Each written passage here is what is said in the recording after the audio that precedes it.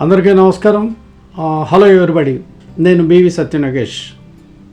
Mind foundation అనే psychological counselling centre నుంచి మాట్లాడుతున్నాను. రీప్రోగ్రామింగ్ అంటే ఏంటి, అసలు ఇది పాసిబుల్లా అని చాలామంది అడుగుతున్నారు.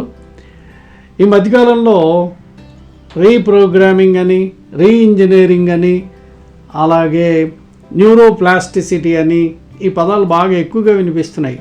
ఇవన్నీ మైండ్ మేనేజ్మెంట్లో ఒక పార్ట్. ఇది అంటే చివరిలో దీని పర్పస్ అదే కదా. మైండ్ మేనేజ్మెంట్ అంటే ఏంటి, మనసుని మనకి కావలసిన విధంగా ట్యూన్ చేసుకుంటూ రెగ్యులేట్ చేయడమే మైండ్ మేనేజ్మెంట్.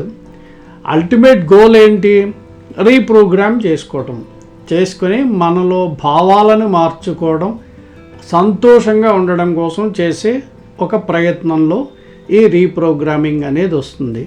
ఇది పాసిబుల్లా అంటే స్ట్రైట్ ఆన్సర్ పాసిబుల్. ఎందుకంటే మనం చాలామంది జీవితాలు చూస్తున్నాం, వాళ్ళ జీవితంలో చాలా మార్పులు వస్తున్నాయి. మనం చరిత్రలోకి వెళ్తే గౌతమ్ బుద్ధ, ఆయన ఒక రకమైన జీవితాన్ని అనుభవించి అందులోంచి బయటకు వచ్చి మళ్ళీ వేరే రకమైన జీవితంలోకి వచ్చాడు. అలాగే యోగి వేమన, మన తెలుగులో చెప్పుకుంటాం, అది యోగి వేమన. తెలియని వాళ్ళు ఎవరు ఉండరు, వేమన పద్యాలు తెలియని వాళ్ళు ఎవరు ఉండరు. కనుక వేమన జీవితం కూడా తన జీవితంలో కలిగిన మార్పులను గురించి మనకి చెప్తుంది. అలాగే చాలామంది మతాలు మార్చుకుంటున్నారు, ఇంకా రకరకాలు చేసుకుంటున్నారు, నమ్మకాలను మార్చుకుంటున్నారు, పద్ధతులను మార్చుకుంటున్నారు. ఇదే రీప్రోగ్రామింగ్. అయితే మైండ్ మేనేజ్మెంట్లో ఇదొక భాగం. మైండ్ మేనేజ్మెంట్ అంటే ఏంటి, మన మనసుని మనకి కావలసిన విధంగా రెగ్యులేట్ చేసుకోవడం. అల్టిమేట్ ఎయిమ్ ఏంటంటే హ్యాపీనెస్ కోసం అన్నమాట. నువ్వు రీప్రోగ్రామ్ చేసుకో అంటే అది ఒక పెద్ద డ్రై స్టేట్మెంట్లో ఉంటుంది. అట్లా కాకుండా అసలు మైండ్ అంటే ఏంటి, సబ్కాన్షియస్ మైండ్ అంటే ఏంటి, ఈ generation of habits, elimination of habits, know thy self, creative visualisation, self limiting beliefs, ఇవన్నీ చెప్పిన తర్వాతనే అప్పుడు creative visualisation, reprogramming of mind, passion for excellence అని చెప్తేనే మైండ్ మేనేజ్మెంట్ అనేది కంప్లీట్ అవుతుంది. ఇది పాసిబుల్ అవుతుంది. కనుక ఈ రీప్రోగ్రామింగ్ ఆఫ్ మైండ్కి, రీఇంజనీరింగ్ ఆఫ్ మైండ్, న్యూరోప్లాస్టిసిటీకి ఇంత సిగ్నిఫికెన్స్ ఇప్పుడు సొసైటీలో బాగా వస్తుంది.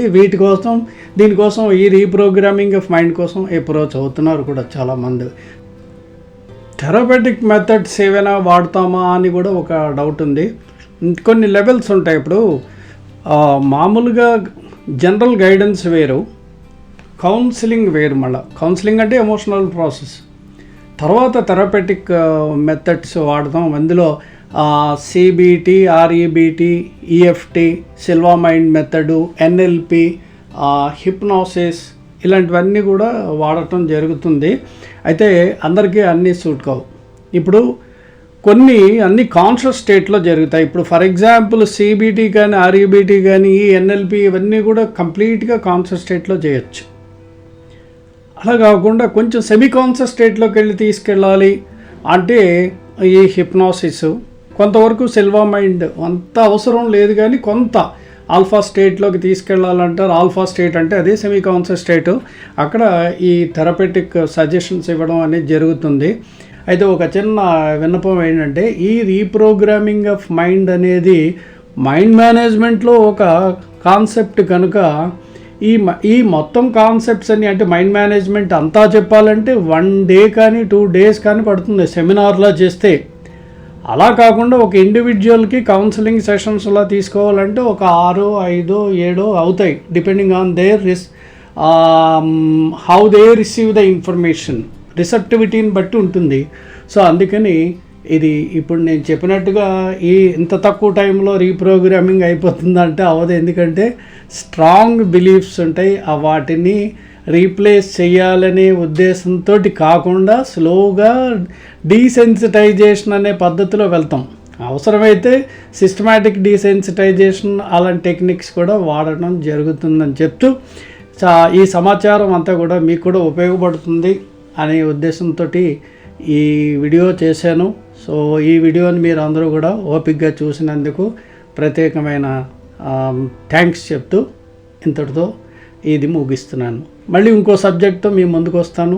Thank you very much for watching this video. Me Satya Nagesh.